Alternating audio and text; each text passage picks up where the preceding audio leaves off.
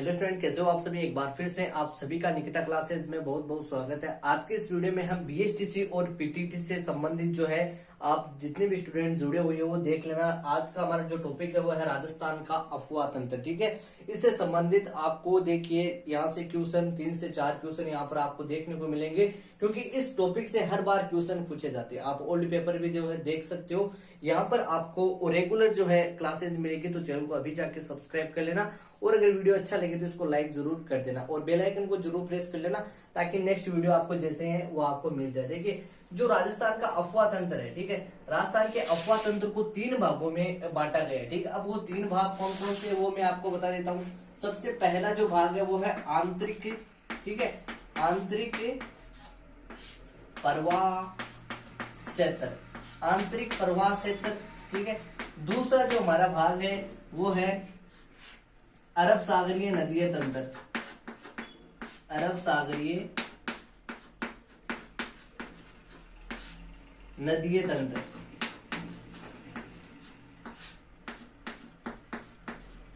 और तीसरा जो भाग है वो है हमारा बंगाल की खाड़ी नदीय तंत्र।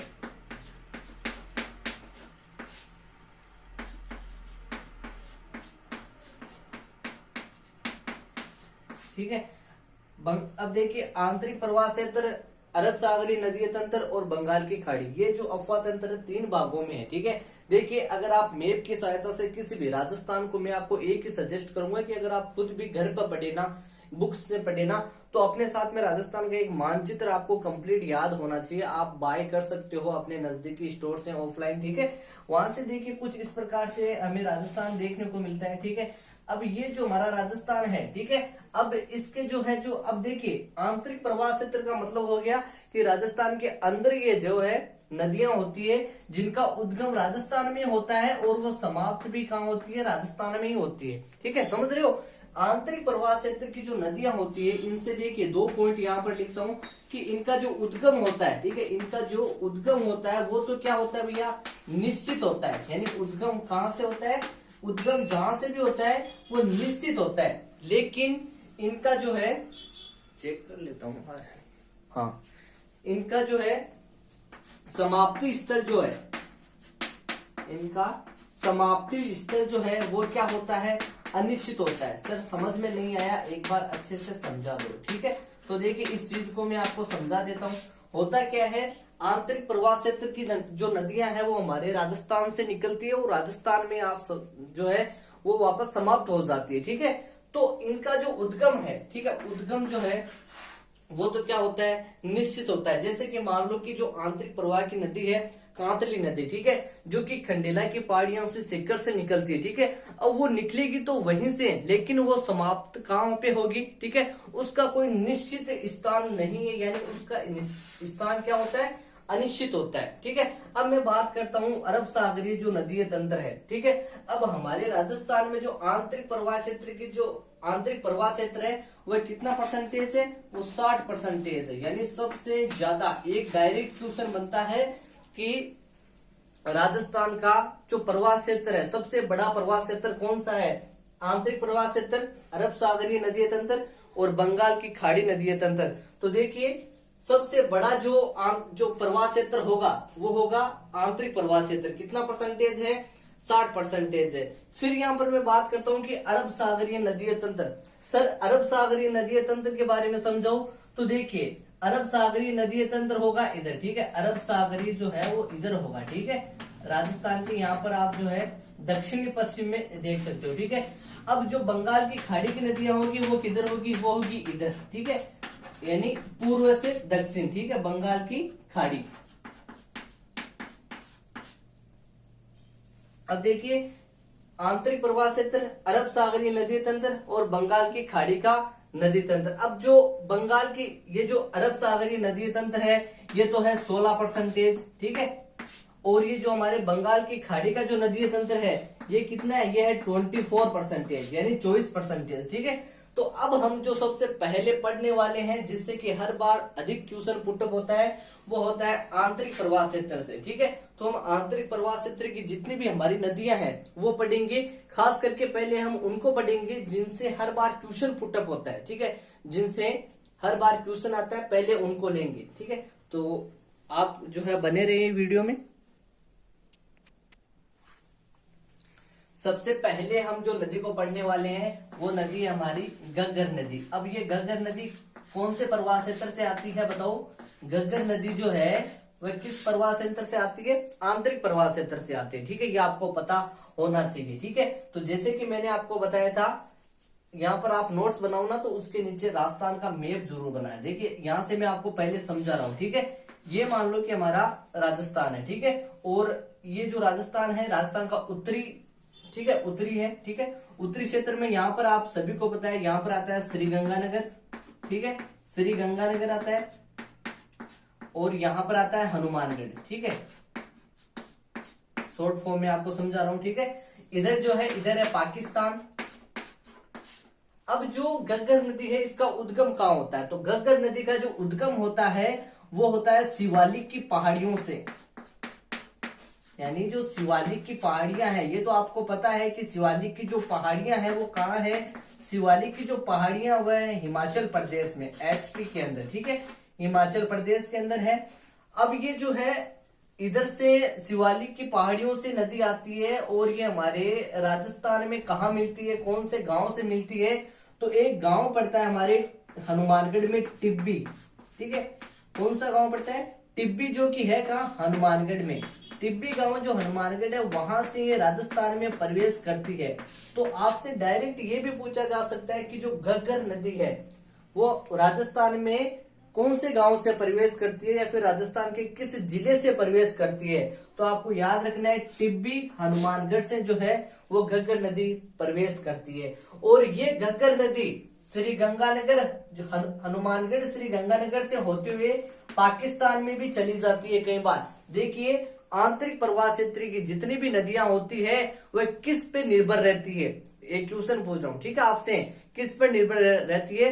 तो आपको याद होना चाहिए कि जो आंतरिक प्रवाह की नदियां होती है वो वर्षा पे डिपेंड रहती है। यानी अगर वर्षा होगी तो ही नदियां बहेगी, अन्यथा नदियां नहीं बहेगी, ठीक है। क्योंकि इनमें जो है पानी आता है वो कौन सा पानी आता है? वर्षा का ही पानी आता है, ठीक है। अब इस नदी को, घग्गर नदी को जो है पाकिस्तान में क्या कहा जाता है? हकरा के नाम से जाना जाता है, ठीक है। तो आपसे ये भी पूछा जा सकता है कि हकरा किस नदी को कहा जाता है, ठीक है, जो कि पाकिस्तान में किसको कहा जाता है? घग्गर नदी को कहा जाता है। इसके उपनाम जो है उनसे भी डायरेक्ट कई बार जो है क्वेश्चन आ सकता है। तो सबसे पहला और मस्ट जो उपनाम है वो है मृत नदी, ठीक है। मृत नदी, मृत नदी या फिर सरस्वती नदी भी इसको जो है कहा जाता है, ठीक है। ये जो है ज्यादातर पूछा जा चुका है कि मृत नदी जो है किस नदी को कहा जाता है? तो मृत नदी जो है वो घग्गर नदी को कहा जाता है। एक इसकी और जो है इंपॉर्टेंट एक चीज और है, तो इसको भी आपको जो है ध्यान में रखना है।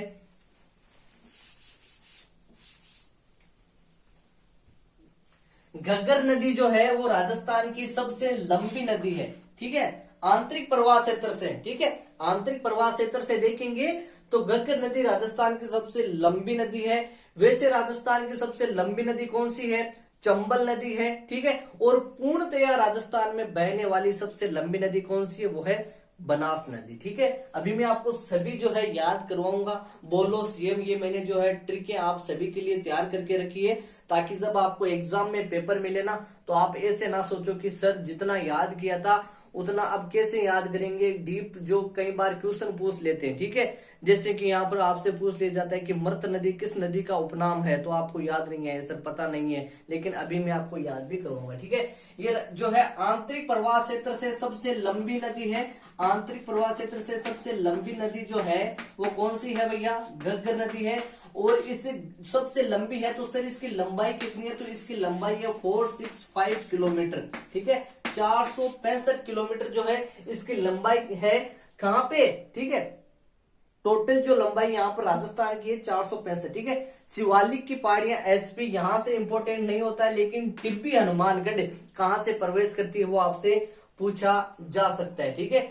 ये जो है इस नदी के कुछ इंपोर्टेंट है। एक आपको यहाँ पर एक चीज और याद रखनी है, ये हनुमानगढ़ और श्रीगंगानगर में बहती हुई चलती है ना, तो इस नदी के पार्ट जो होते हैं ना, इस नदी से जो पार्ट जो होता है, पार्ट किसको कहते हैं, मैदान को कहते हैं। यानी ये नदी जब बहती है तो अपने जो है जहां पर जो है मैदान का निर्माण करती है, उस पार्ट या फिर उस मैदान को किस नाम से जाना जाता है, नाली के नाम से जाना जाता है। और आपको पता नहीं है तो मैं बता दूं, नाली जो है, ठीक है, हनुमानगढ़ में एक भेड़ की नस्ल भी है, ठीक है, जिसकी ऊन जो होती है वो पीले रंग की होती है, ठीक है, इतना भी आपके लिए काफी है, ठीक है।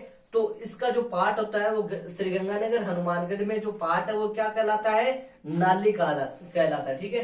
तो ये सभी इतना आप जो अच्छे से अपनी नोटबुक में जो है, जो नोट्स के रूप में जो है लिख लेना।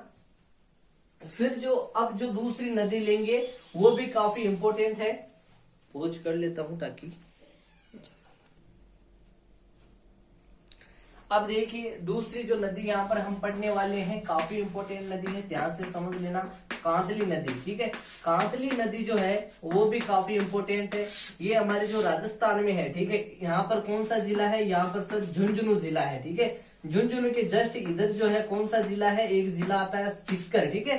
तो जो झुंझुनू सीकर है, ठीक है, उस सीकर से जो है, जो सीकर में जो एक पहाड़ियां है, आपने नाम सुना है तो मैं बता दूं, खंडेला की पहाड़ियां। कौन सी पहाड़ियां, खंडेला की जो पहाड़ियां हैं, ठीक है, खंडेला की पहाड़ियों से निकलती है कांतली नदी। और कांतली नदी काफी इंपोर्टेंट है, ये राजस्थान के 3 जिलों में बहती है, राजस्थान के 3 जिलों में बहती है। और वो 3 जिले कौन कौन से हैं, एक तो हो गया सीकर जहां से इसका उद्गम है, ठीक है, दूसरा हो गया झुंझुनू, ठीक है, और तीसरा हो गया चूरू, ठीक है। सीकर, झुंझुनू और चूरू में जो है कांतली नदी जो है बहती है, सीकर से खंडेला की पहाड़ियों से निकलती है।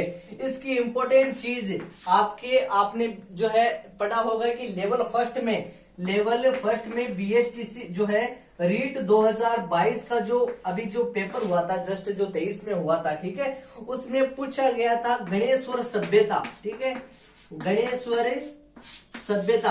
तो गणेश्वर सभ्यता का संबंध जो है, जिसे भारत में ताम्रयुगीन सभ्यताओं की जननी कहा जाता है, ठीक है, गणेश्वर सभ्यता, इसका जो है वो कहां पर है, किस नदी के किनारे, कांतली नदी के किनारे, ठीक है। और कांतली नदी को यहाँ पर ये कौन सा क्षेत्र है, शेखावाटी क्षेत्र है। तो इस कांतली नदी को जो है तोरावाटी नदी भी कहा जाता है, ठीक है ना।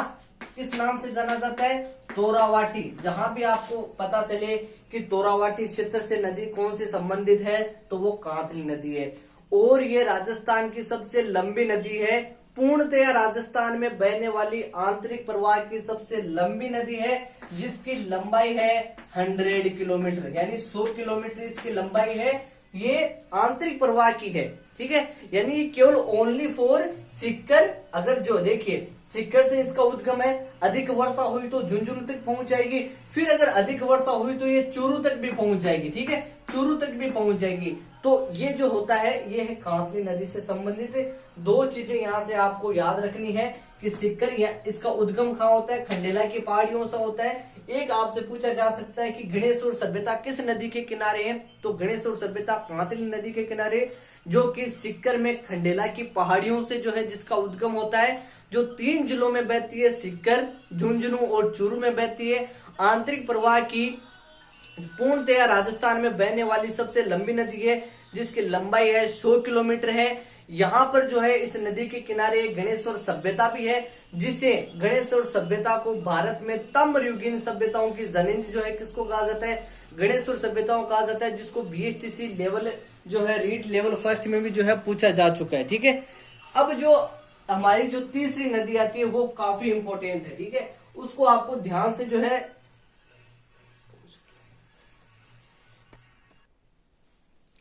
अब जो हमारी तीसरी नदी आती है वो जो है आपको यहाँ पर याद रखना है। एक नदी आती है कांकनी नदी। अब देखिए कंफ्यूज नहीं होना है, अभी जो हमने पहले पढ़ा था वो कौन सी नदी पढ़ा था, वो पढ़ा था कांतली। और ये कौन सी नदी है, कांकनी नदी है। कांकनी नदी जो है वो जो है जैसलमेर, ठीक है, जैसलमेर से इसका उद्गम है। और जैसलमेर के जो है पहाड़ियां है वो है कोटड़ी की पहाड़ियां, ठीक है। कौन सी पहाड़ियां, कोटड़ी की जो पहाड़ियां हैं, कोटड़ी की पहाड़ियों से कांकनी नदी का उद्गम है, ठीक है। और ये जो है इस नदी पर जो है एक झील बनी हुई है, उस झील को कहा जाता है भैया भुज झील। और आपसे पूछा जा सकता है कि भुज झील किस प्रकार की झील है, तो भुज झील जो है वो मीठे पानी की झील है। किस प्रकार की झील है, मीठे पानी की झील है। किस नदी पर बनी हुई है, तो कांकने नदी पर बनी हुई है। और ये जो है राजस्थान की आंतरिक प्रवाह की दृष्टि से सबसे छोटी नदी है, ठीक है, आंतरिक प्रवाह की दृष्टि से सबसे छोटी नदी है। 3 ही पॉइंट मस्ट है इसके, ठीक है। एक तो कोटड़ी की पहाड़ियां जैसलमेर से इसका उद्गम है, इस पर भुज झील है जो कि मीठे पानी की झील है, और ये सबसे छोटी नदी है, ठीक है। इसके बाद में जो हमारी चौथी जो नदी आती है, जो कि 4 नंबर की है, वो भी काफी इंपोर्टेंट है, वो है साबी नदी। कौन सी नदी है, साबी नदी। अब जो साबी नदी है इसका उद्गम कहां से होता है, तो साबी नदी जो है इसका उद्गम होता है जो हमारे जयपुर है, ठीक है। जयपुर में जो इसका उद्गम होता है, जयपुर में जो है सेवर की पहाड़ियां हैं। कौन सी पहाड़ियां हैं, सेवर की पहाड़ियों से जो है तो देखिए साबी नदी जो है वो जयपुर की सेवर की पहाड़ियों से निकलती है, और ये जो है अलवर की मुख्य नदी है, और बाद में कहाँ चली जाती है, बाद में ये जो हरियाणा चली जाती है, ठीक है।